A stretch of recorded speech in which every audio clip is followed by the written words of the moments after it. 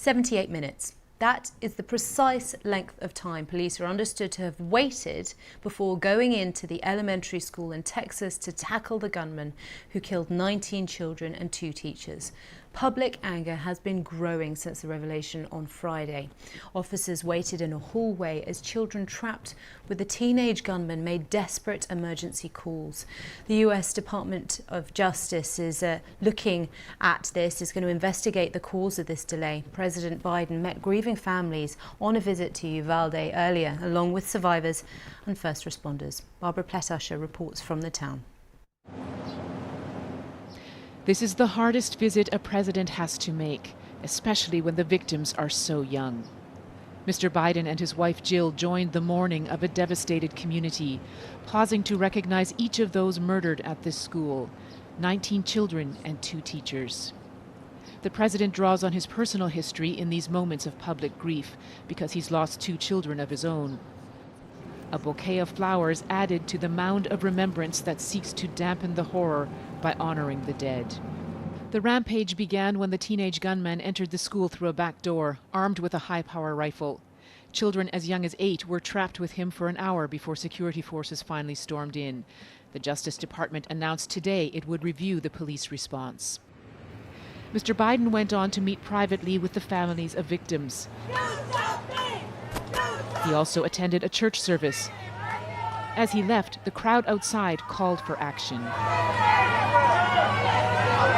But this is a difficult political environment. There's a fierce debate about how to stop such attacks. The president wants to tighten gun laws and faces strong partisan opposition. Especially in Texas. This is, after all, gun country. There are mixed feelings about Mr. Biden's visit. I don't know if it can make any difference, actually. I think that as a nation, we're just very divided. But I think that, in a time of crisis, it's great for leaders to show unity. We just need to grieve. We just come here and give us hope for tomorrow, but don't tell us politically what we need to do. Most of all, the families did not want their pain to be drawn into the political disputes. Patricia Castanon is lost in a fog of grief at the death of her niece Annabelle. She was happy, smiley. This is how she was with me. There's no words for me to say. She was just a good person. We know that the president is coming to visit. Do you think that will help? No. Why do you say that? Because he can't bring her back. He can't bring her back. He can't bring none of them back.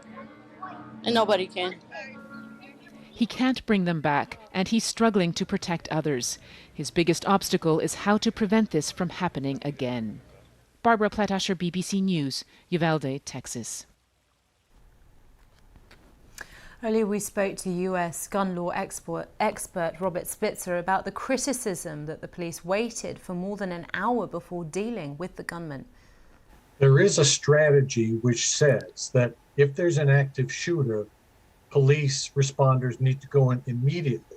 However, if the active shooter stops shooting, stops firing, and there's a pause, that might be reason to hold back, to wait for a SWAT team perhaps, or specially trained unit, for fear that other people might be injured if they rush in at a moment that's inopportune.